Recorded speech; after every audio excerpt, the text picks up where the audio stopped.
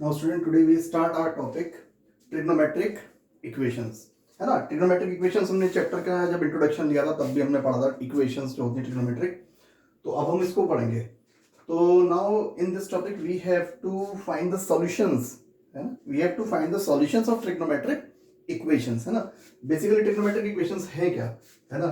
हम ये कह सकते हैं कि trigonometric functions, ठीक है, trigonometric functions involving in variables, variables के साथ जो इन्वॉल्व होते हैं या कंसिस्ट ऑफ वेरिएबल्स, है ना, and we have to calculate the values of variables are called trigonometric solutions of the trigonometric equations.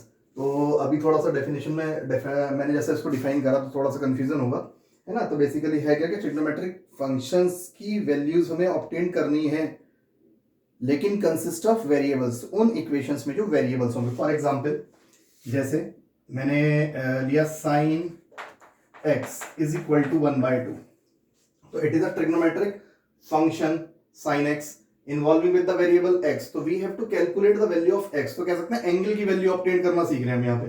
तो ट्रिग्नोमेट्रिक इक्वेशन में x की वैल्यू का मीनिंग हुआ है कि यहाँ पे हम एंगल्स ऑब्टेन करेंगे।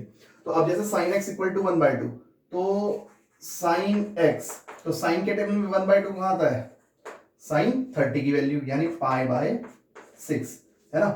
तो ये इसका सॉल्यूशन है। या और करके sine x sine pi minus π/6, ये भी तो 1/2 होता है ना। साइन 180 माइनस थीटा करके सेकंड क्वाड्रेंट में हम ये तो लिखते हैं sine 180 minus theta is equal to sine theta, तो इसकी भी वैल्यू, यानी कहने का मतलब sine x is equal to sine 5π/6, LCM लो 6 × 6, 6 - 1 5π/6, यानी साइन 5π/6, π/6 का मीनिंग कितना हुआ 30, 35 से 150, साइन 150 की वैल्यू भी कितनी होती है 1/2 होती है, ठीक है। या sine x is equal to sine 2π plus π/6, तो sine x is equal to sine, देखो 2π पर भी तो ट्रिग्नोमेट्री चेंज नहीं होती है, तो 2π plus theta again sine theta यानी साइन π/6, फिर वही वैल्यू 1/2 आएगी। तो एलसीएम लो 6 2 12 + 1 13 π/6, क्या मतलब हुआ π/6 का मतलब 30 और 13 3 39, यानी 390 की वैल्यू भी कितनी हो गई 1/2।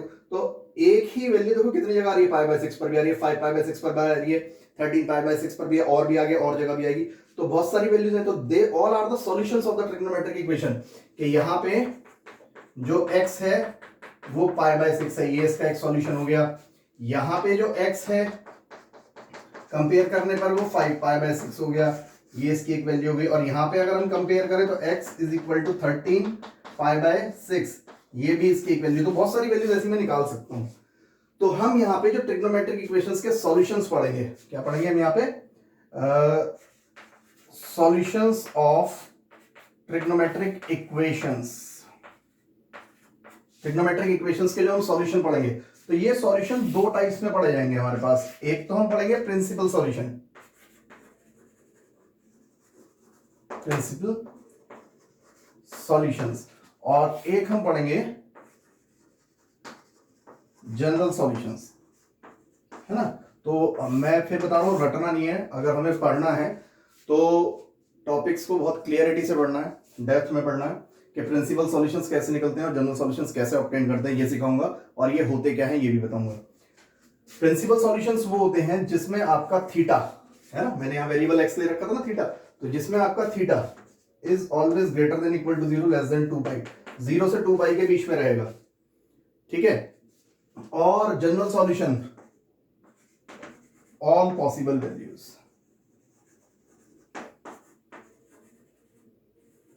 बहुत सारी जितनी भी वैल्यूज हैं वो सब जनरल सॉल्यूशन। तो कहने का मतलब जनरल सॉल्यूशन में one solution which gives all the possible solution, एक ऐसा सॉल्यूशन जो सारी वैल्यूज लिख दे, ठीक है ना। ऐसे भी लिख सकते हैं, one solution which gives all possible solutions, all possible solutions is called general solution, is called general solution। है ना। तो दो तरीके के सॉल्यूशन है, जो सॉल्यूशन 0 से 2 पाई के बीच में रहेंगे उनको कहते हैं प्रिंसिपल सॉल्यूशंस, और जो सॉल्यूशन ऑल ओवर बहुत सारे, जैसे मैं कह रहा था ना बहुत सारे निकलते जा रहे हैं, तो सारे के सारे सॉल्यूशंस को एक पर्टिकुलर किसी एक सॉल्यूशन से शो करना, है ना, इसमें टर्म इन्वॉल्विंग n, एक टर्म n इन्वॉल्व करेगी where n belongs to integers, z integers का सेट होगा, है ना। तो एक n टर्म से इन्वॉल्व करता हुआ सॉल्यूशन दिखा दूंगा, वो सारे सॉल्यूशंस कंटेन कर लेगा अपने अंदर, तो उसको कहते हैं जनरल सॉल्यूशन। ठीक है, तो है क्या, जरा ध्यान से देखते हैं। देखो ध्यान से देखो, सपोज मैं एक साइन का ग्राफ लेके आपको समझाने की कोशिश करता हूं, है ना। साइन का ग्राफ इस तरीके से चलता है ना। मैंने आपको स्टार्टिंग में जब समझाया था ग्राफ ऑफ ट्रिग्नोमेट्रिक फंक्शंस, तो उसमें साइन का ग्राफ बनवाया था। ठीक है, तो ये 0 होता है, ये पाई होता है, ये 2 पाई होता है, एंड सो ऑन आगे तक होते हैं काफी। ठीक है, तो अगर आप ध्यान से देखो, है ना, तो मैंने आपको बताया था ये पीरियोडिक फंक्शन है, तो अगर आप ध्यान से देखो तो ये 2 पाई के बाद अपनी पर्टिकुलर वैल्यूज को दोबारा से रिपीट करना शुरू कर देगा। चलो, अब बात आती है क्या क्या sine x is equal to 1/2 था, तो 1/2 बहुत सारे एंगल्स की वैल्यू हो सकता है, बिल्कुल हो सकता है। देखो फॉर एग्जांपल, सपोज ये ग्राफ मैंने साइन एक्स का ड्रॉ किया, है ना, ये किसका ग्राफ है मेरे पास, साइन एक्स का ग्राफ है। तो अगर मैं कोई एक पैरेलल लाइन एक्स एक्सिस के इस तरीके से ड्रॉ करूं जो मेरे ग्राफ को कट करती हुई जाए, जो मेरे ग्राफ को कट, भाई ग्राफ तो इस डायरेक्शन में भी होगा इसका, इस तरीके से एंड सो ऑन, तो उस केस में इसको आगे एक्सटेंड करेंगे तो यहाँ पे भी कट करेगा। बहरहाल हम जो जानना चाह रहे हैं वो देख रहे हैं। तो अगर मैं ध्यान से देखूं तो ये पैरेलल लाइन यहाँ पर, भाई साइन की मैक्सिमम वैल्यू 1 होती है, तो 1 से पहले पहले मैंने एक लाइन ड्रॉ करी है, तो वाई एक्सिस को 1 से पहले क्यों काट रही है, कुछ ना कुछ तो वैल्यू होगी वाई एक्सिस पर यहाँ पे 1 से पहले। ठीक है, तो अगर मैं देखूं इसने ग्राफ को कहाँ कट किया, एक बार यहाँ पे कट किया, एक बार यहाँ पे, तो इसके आगे इसके सामने एक्स एक्सिस पर कोई वैल्यू होगी, से x is equal to a। ऐसे ही जहां पे इंटरसेक्शन ग्राफ का दोबारा यहाँ पे है, तो इसके सामने x पर कोई वैल्यू होगी, से x is equal to b। ऐसे ही यहां पर कोई वैल्यू होगी, से x is equal to c, यहां पर भी कट कर रहा था, x इज इक्वल टू से d। तो ध्यान से देखो, a पर, b पर, c पर, d पर आंसर y एक्सिस पर सेम नहीं मिल रहा क्या, है ना। तो पर्टिकुलर एक वैल्यू कई सारे एंगल्स पर मिल सकती है, भाई 0 से पाई के बीच में ये भी कोई ना कोई एंगल होगा, ये भी कोई ना कोई, लेकिन दोनों एंगल्स पर वैल्यू सेम आ रही है ना, दोनों वैल्यूज पर एंगल सेम आ रही है। जरूरी नहीं है ग्राफ मैंने पैरेलल लाइन ऊपर खींची है, आप नीचे भी ड्रॉ करके देख सकते हो। अगर आप इस तरीके से बढ़ो तो यहां पर और यहां पर, भाई साइन क्या होता है, यहाँ पे -1 होता है, तो -1 से पहले भी यहाँ पे वैल्यू होगी।